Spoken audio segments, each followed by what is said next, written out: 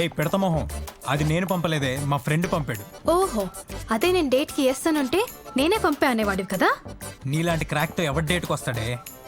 రే సేమియా మొహం, మా వీధిలో నాకున్న ఫాలోయింగ్ తెలుసా నీకు? ఏంటి కుక్కలేనా? తెలుసు. రే గాడిదా, మళ్ళీ ఇలాంటి పిచ్చి మెసేజ్ చేసావంటే పోలీసులు కంప్లైంట్ ఇస్తా. ఇవ్వవే, గుర్తుందా? నీది నాది ఒకటే నెంబరు. పోలీసులు ఎవడ అడ్రస్కి వెళ్తాడో నేను చూస్తా. అసలు మెసేజ్ ఎలా చేస్తున్నావురా నా నంబర్ నుంచి? అదే నేను అడుగుతున్నా, నా నెంబర్ నుంచి నాకే మెసేజ్ ఎలా చేస్తున్నావే దయ్యం? ఇంకొకసారి మెసేజ్ చేసావంటే నీ ఇంటికి వచ్చి మరీ తంతా. నువ్వు తంతావనే కన్నాడే మా బాబు నన్ను. Just shut up. రే తపాలా మొక్క, ఈ జన్మలో మరీ నీకు రిప్లై ఇవ్వను. Hey please please please reply ఇవ్వా. నాకు బూతుల ఫ్లో ఆగట్లేదే. దా కొట్టేసుకుందాం దా. అయితే యాసిడ్ నోట్లో పోసుకోరా, దెబ్బకు చచ్చూరుకుంటావు. Hey thank you for advice. పోవే. రే చెప్తున్నా, ఇంక పైన నేను నీకు మెసేజ్ చేసి కెలకను. అమ్మయ్యా, నువ్వు నన్ను థాంక్స్ కెలకకు. కాల్ డ్రాపింగ్స్, క్రాస్ కనెక్షన్స్, అసలు ఈ కన్ఫ్యూజన్స్ ఏంటండి? సర్వీస్ ఇవన్నీ ప్రొవైడర్స్ నెట్వర్క్ ప్రాబ్లమ్స్ అని అంటారా? No no no no no, ఇది నెట్వర్క్ ప్రాబ్లం కాదు. 5 years బ్యాక్ 2014లో ఇలాగే జరిగింది. ఇలాగే కన్ఫ్యూజన్ ఉన్నదన్నమాట. సార్ ఇలా జరగడాన్ని ఏమంటారు? దీన్ని సోలార్ ఫ్లేర్ ఎఫెక్ట్ అంటారు. అప్పుడప్పుడు ఇంట్లో సడన్ గా వోల్టేజ్ హై అయినప్పుడు లైట్లు బ్రైట్ అయిపోతాయి కదా, అలాగే ఒక్కొక్కసారి సూర్యుడు కూడా బ్రైట్ అవుతూ ఉంటాడు. అప్పుడు జనరేట్ అయ్యేవే సోలార్ ఫ్లేర్స్ అంటారు. అవి అట్మాస్ఫియర్ లో మన షార్ట్ వేవ్స్ ని డిస్టర్బ్ చేస్తాయి. అందువల్ల రేడియో ట్రాన్స్మిషన్స్, టెలికమ్యూనికేషన్ సిగ్నల్స్ ఇవన్నీ డిస్టర్బ్ అయి ఇలాంటి కన్ఫ్యూజన్స్ వస్తాయి. సార్ నాదో డౌట్. అంటే మీరు దీనివల్ల కాల్స్ మెసేజెస్ క్రాస్ కనెక్షన్ గురించి చెప్తున్నారు, కానీ ఒకటే నెంబర్తో ఇద్దరు మాట్లాడుకునే అవకాశం ఉంటుందా? అదేలా?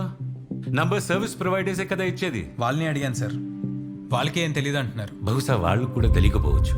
ఎందుకంటే సోలార్ ఫ్లేర్ వల్ల 2 ఫ్రీక్వెన్సీస్ మిస్ మ్యాచ్ అయితే మ్యాగ్నెటిక్ ఫీల్డ్ అనామలీ వల్ల ఒకే నంబర్తో ఇద్దరు ఫోన్లో మాట్లాడుకునే అవకాశం ఉంది.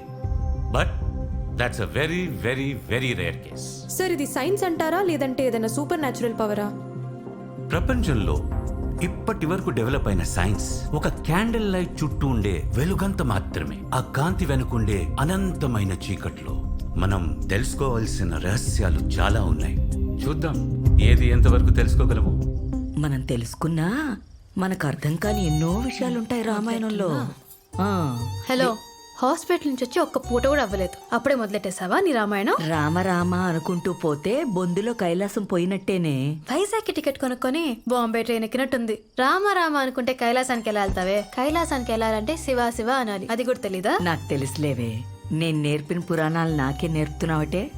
శివాయ విష్ణు రూపాయ శివరూపాయ విష్ణవే.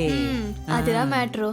మనం ఏమన్నా లాజిక్ అడిగామనుకో, ఈవిడ ఇలా శ్లోకాలు చెప్పి మనల్ని కన్ఫ్యూజ్ చేస్తుంది. మనకా భాష రాదు. సరే ఎక్కడున్నావు రామాయణంలో? అశోకవనంలో జటాయు ఇచ్చిన క్లూను బట్టి లంకలో సీతమ్మ తల్లి ఉందని తెలుసుకున్నాడు శ్రీరామచంద్రుడు. అంటే విలన్ రావణ్ సీతాని కిడ్నాప్ చేసేసి ఎక్కడ పెట్టాడో హీరో రాముకి తెలిసిపోయిందా? Wow, what a thriller. నీ మూతి. ఇది సినిమా కాదు, మైథాలజీ. పెచ్చమోహం. ఏదైతే ఏ, వాళ్ళకి అర్థమైతే చాలు.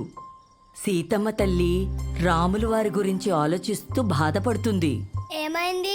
అది తెలియకే పాపం భయంతో సీతమ్మ తల్లి తనువు చాలించుకోవాలనుకుందనమాట.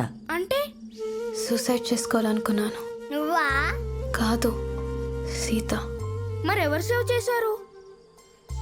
మెసేజ్. కరెక్ట్. What message? రాముడు పంపిన రింగే మెసేజు. అది సీతమ్మ తల్లికిచ్చి ధైర్యం చెప్పాడు. మారుతి తెచ్చిన మెసేజ్ వల్ల సీతమ్మ మనసులో భయం పోయి జీవితం మీద ఆశ పెరిగింది. నానమ్మ, ఒకవేళ మెసేజ్ రాకపోయి ఉంటే? వచ్చి తీరాల్సిందే, లేదంటే కథ ముందు కదలదు. నీ కథ ఈ రోజుతో ఆగిపోకూడదు. భయం వల్లో పిరికితనం వల్లో పిచ్చి నిర్ణయాలు తీసుకోకూడదు. నువ్వు చెయ్యాల్సింది ఇంకా చాలా ఉందని ప్రకృతి నీకు హెచ్చరిస్తుందన్నమాట.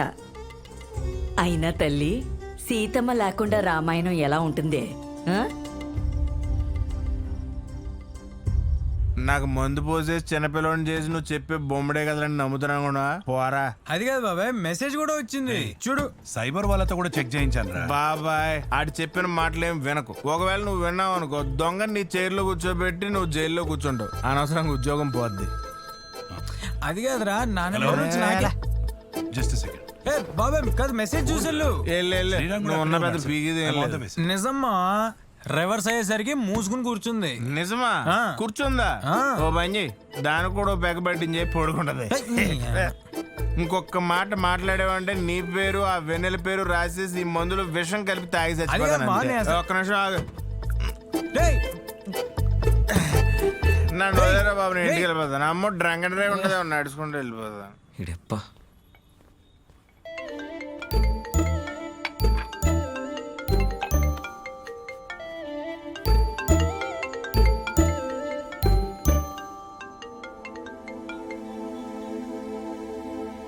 హలో. హాయ్. ఓహో, మనకు మాట్లాడుకునే ఫెసిలిటీ కూడా ఇచ్చిందా? Thank you. థ్యాంక్ యూ దేనికి? నువ్వు ఫస్ట్ టైం మెసేజ్ చేసినప్పుడు నేను సూసైడ్ చేసుకునే పనిలో ఉన్నాను, కానీ నీ మెసేజ్ చూసి ఆగిపోయా. నా లైఫ్ సేవ్ చేసినందుకు థ్యాంక్స్. మళ్ళీ ట్రై చేయి, ఈసారి పంపనులే. నీకు నా మీద ఇంకా కోపం పోయినట్లేదు? ఎలా పోతుంది?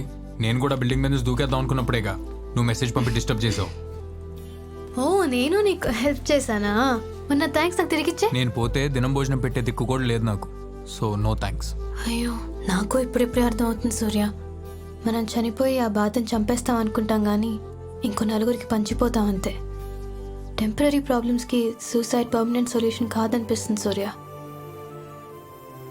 అండ్ సారీ, ఇదేనికి? నేను చాలా బూతులు తిట్టుకున్నాను. అయితే నేను డబుల్ సారీ. దేనికి? నేను చాలా బూతులు తిట్టుకున్నాను. అవునా? ఏమేమి తిట్టుకున్నావు? ఏరిదానా, పింజరిదానా, పిచ్చి మొహం. అయ్యా. వద్దులే, అసలైన బూతులు చెప్తే బీప్లేస్తారు. వీటిని బూతులు అంటారా? నావే ఇంకా బాగున్నాయి. ఏం చేస్తుంటావు? ఎవరో చేసే పాపాలని మోసాలని నవ్వుతూ చెప్తూ ఉంటా. టీవీ రిపోర్టరా? వైటీవీలో. బై టీవీయా? అంటే ఆ ఛానల్ ఎందుకుందో మాకే తెలియదులే. మరి నువ్వు? చాలా కష్టపడి ఫెయిల్ అవుతుంటా. జీఈటీ క్రాక్ చేయడానికి 3 years గా ట్రై చేస్తున్నా. వాట్? Okay exam 3 ఏళ్ళుగానా? ఏ ఊరు మీది? హలో, ఏదో ఒక రోజు తప్పకుండా క్రాక్ చేస్తా. హే, నేను నిజంగానే అడిగా, ఏ ఊరు మీది?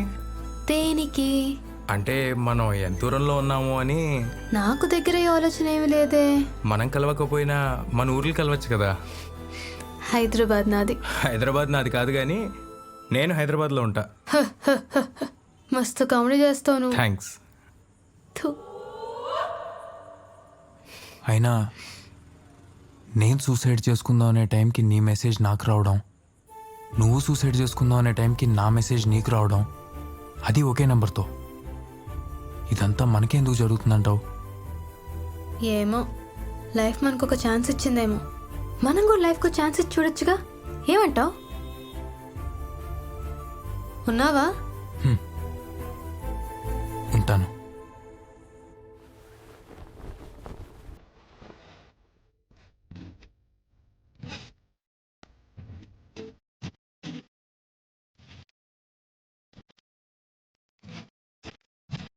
సూర్య, నాకు సూపర్ ఐడియా వచ్చింది. ఏంటిది? అప్పట్లో ఫోన్లు ఉండేవి కాదు కదా, లెటర్స్ రాసుకునేవాళ్ళు. వాళ్ళు ఏమంటారు? Pen friends. Pen friends. మనం కూడా వాళ్ళలాగా ఫోన్ ఫ్రెండ్స్ గా ఉందాం. ఏమంటావు? కానీ కొన్ని కండిషన్స్ అప్లై. నువ్వు నేను ఒకరినొకరు కలుసుకోకూడదు, ఒకరి మొహం ఒకరు చూసుకోకూడదు. జస్ట్ మాట్లాడుకుందాం, చాట్ చేసుకుందాం. ఏమంటావు? పాతగా ఉన్నా కానీ కొత్తగానే ఉంది. ప్రపోజ్ మాత్రం చేయకు. ఏ? ఒక్కసారి ఐ లవ్ యూ చెప్పేసుకుంటే ఇంకంతే, ఏం ఉండదు, నాలా అయిపోతావు. ఒక్కసారి యూ అనే వరకే వాళ్ళు మన చుట్టూ శాటిలైట్లా తిరుగుతారు. ట్రస్ట్ మీ, కొన్ని రోజులు ఆ ఫీలింగ్ ఎంజాయ్ చేయి. వింటున్నావా? Just friends, okay? ఓహో, దివ్య ఏడవకే, అబ్బాయి ఏడవకే, ఏదో ఒకటి చేద్దాం వాడిని. ఊరుకోవే. ఇదెందుకు ఏడుస్తుంది? దాని మొహమే అంత ఎప్పుడు ఏడ్చినట్టే ఉంటుంది. పదా ఉండు, చూద్దాం పదా. ఏమైంది? ఎవడన్నా పోయాడా? మొహం ఎందుకు అలా పెట్టావు? మోసం చేశాడే. కంపెనీస్ ప్రెగ్నెంటా? కాదు, అయితే ఓకే. మరేమైంది? 1 year నుంచి ఆన్లైన్ లో చాట్ చేస్తున్నాడు. ముందేమో వేర్ జస్ట్ ఫ్రెండ్స్ అన్నాడు. సరే ఓకే అన్నా. చూడు తర్వాత. అలా కొన్ని రోజుల తర్వాత మా ఆడపడుచు పెళ్లికి మంగళసూత్రం కొనాలంటే నా గాజులమ్మి మరి 50,000 ఇచ్చానే. నీ ఆడపడుచు పెళ్ళైతే వాడికి ఎందుకు ఇచ్చావే? వాడి చెల్లంటే నాకు ఆడపడిచే కదే. నీ మమ్మీ దీన్ని చంపేస్తాయి నేను.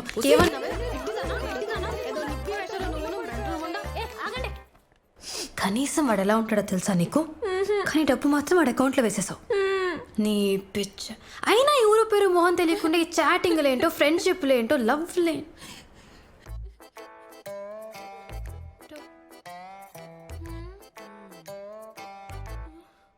ఇక వెదర్ చూసుకుంటే బంగాళాఖాతంలో ఏర్పడిన అల్పపీడనం కారణంగా